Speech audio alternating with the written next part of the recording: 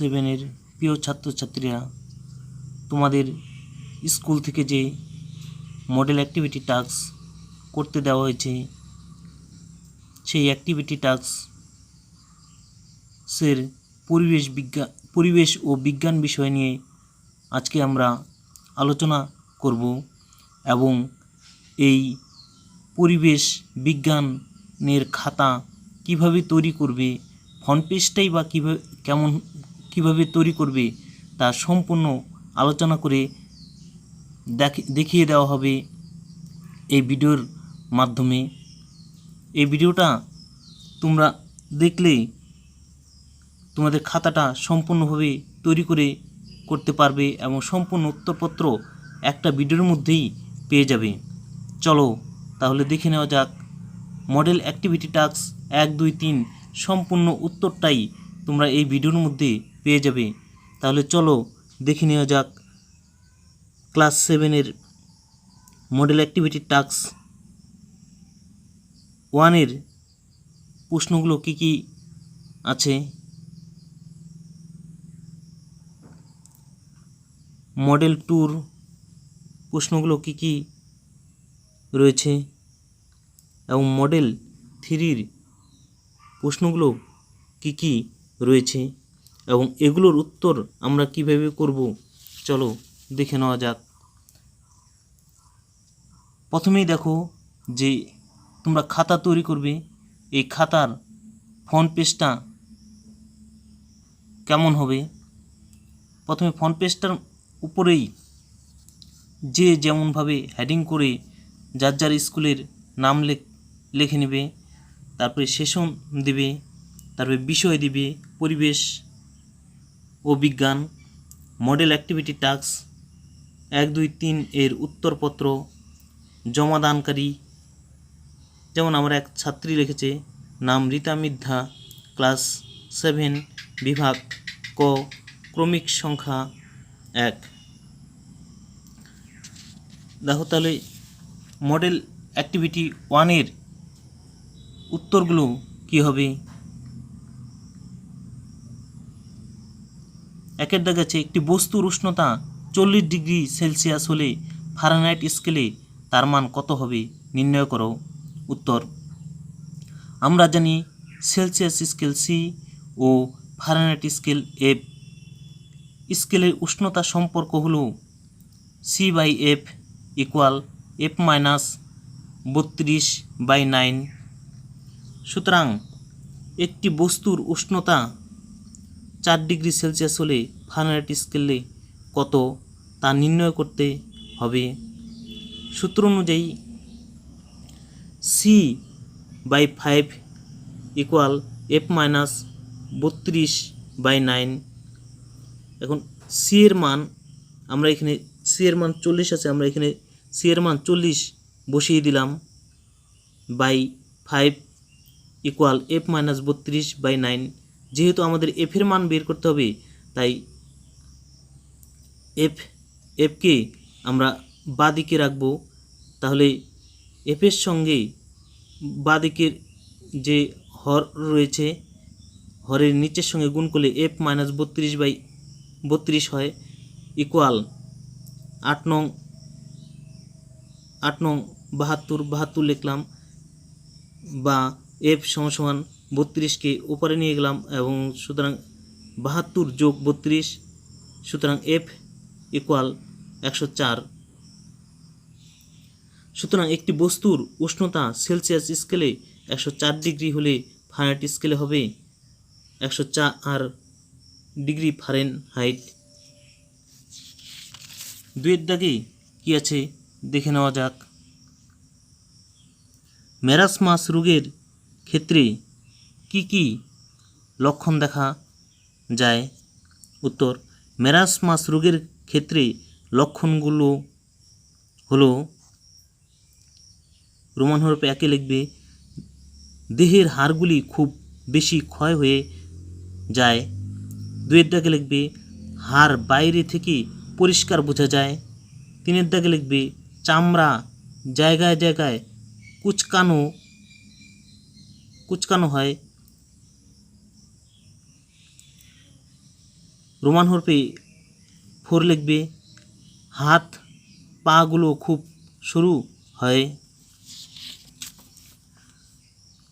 3 দাগে তুতের জলীয় দ্রবণে একটা লোহার পেরেক ডুবিয়ে দিলে কিছুক্ষণ পরে কি পরিবর্তন দেখবে? এটি কি ধরনের বিক্রিয়া সমীকরণ দাও। উত্তর, তুতের জলীয় দ্রবণে একটি লোহার পেরেক ডুবিয়ে দিলে কিছুক্ষণ পরে দেখা যাবে লোহা তুতে কপার সালফেট থেকে ধাতব কপার অধক্ষিপ্ত করছে এবং ফেরাস সালফেট উৎপন্ন করছে। অধক্ষিপ্ত হওয়া কপার লোহার পেরেকের গায়ে লাল রঙের আস্তরণ সৃষ্টি করছে। এটি একটি প্রতিস্থাপন বিক্রিয়া। বিক্রিয়াটি রাসায়নিক সমীকরণ হল F plus CuSO4 equal FeSO4 plus Cu অধক্ষিপ্ত চিহ্ন দিতে হবে। 4 দাগে আছে তোমার দেহ থেকে কোন কোন উপায়ে জল বাইরে বেরিয়ে যায় ব্যাখ্যা করো। উত্তর, আমাদের দেহ থেকে যে যে উপায়ে জল বাইরে বেরিয়ে যায় এবং কতটা পরিমাণ জল বেরিয়ে যায় তার ব্যাখ্যা নিম্নরূপ। দেহ থেকে কি কি উপায়ে জল বেরিয়ে যায়, দেহ থেকে কত পরিমাণ জল বেরিয়ে যায়। 1 নম্বরে মূত্রের মাধ্যমে দেহ থেকে কত পরিমাণে জল বেরিয়ে যায়, 1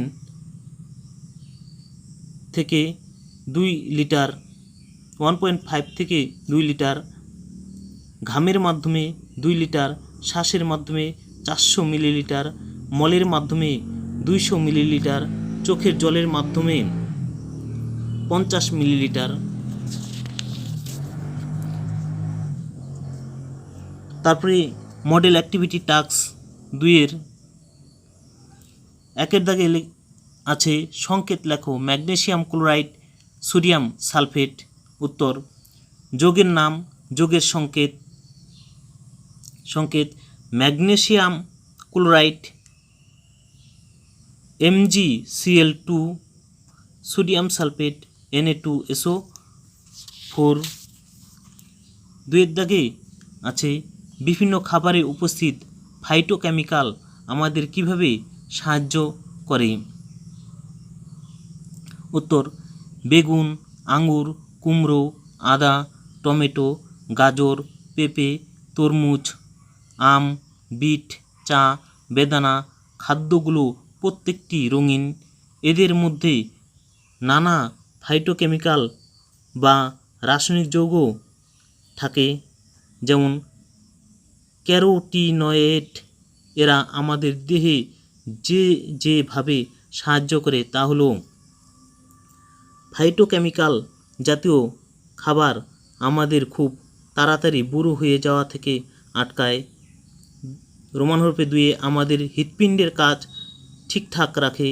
রোমান হরফে 3 দাগে আমাদের হাড়কে শক্ত রাখে। রোমান হরফে 4 ক্যান্সার হওয়ার সম্ভাবনা কমায়। 3 দাগে আছে মাটির কলসির জল ঠান্ডা থাকে কি করে তার ব্যাখ্যা দাও। উত্তরে দেখো, মাটির কলসির জল ঠান্ডা থাকে কারণ মাটির কলসির গায়ে অসংখ্য ক্ষুদ্র ক্ষুদ্র ছিদ্র থাকে।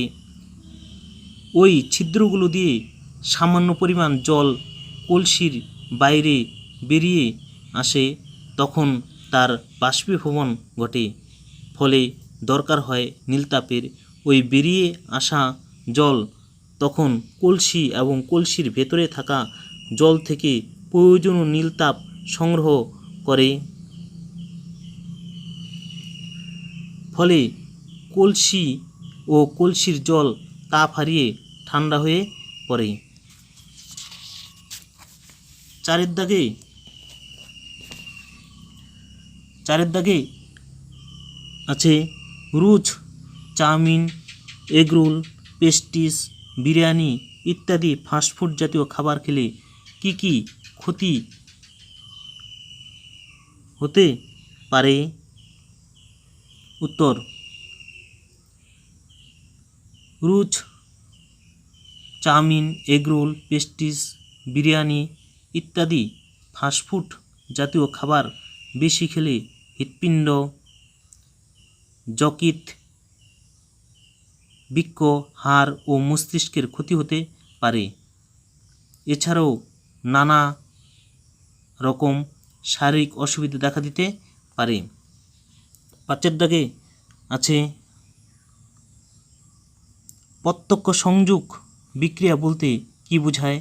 প্রত্যক্ষ সংযোগ বিক্রিয়া একটি উদাহরণ দাও।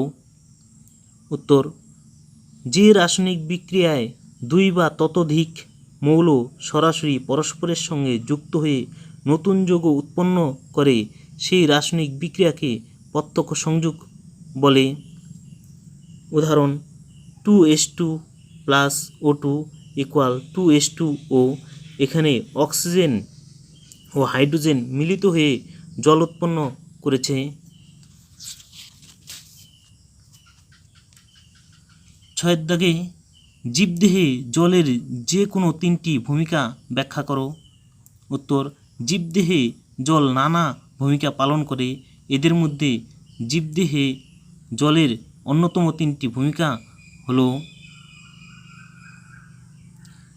1 নম্বরে জীবের প্রয়োজনীয় নানা বিক্রিয়া ঘটাতে ও জীবের বেঁচে থাকার তরল মাধ্যম রূপে কাজ করে।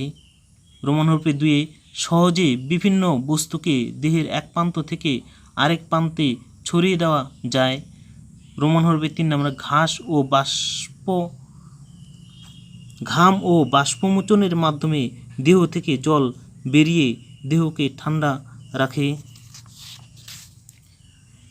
তারপরে দেখো মডেল অ্যাক্টিভিটি টাস্ক 3 উদাহরণসহ নিয়মিত 1 দাগে আছে উদাহরণসহ নিয়মিত বিক্ষিপ্ত প্রতিফলনের পার্থক্য লেখো। উত্তর, নিয়মিত প্রতিফলন, একদিকে নিয়মিত প্রতিফলন আর পাশের ঘরেই বিক্ষিপ্ত প্রতিফলন।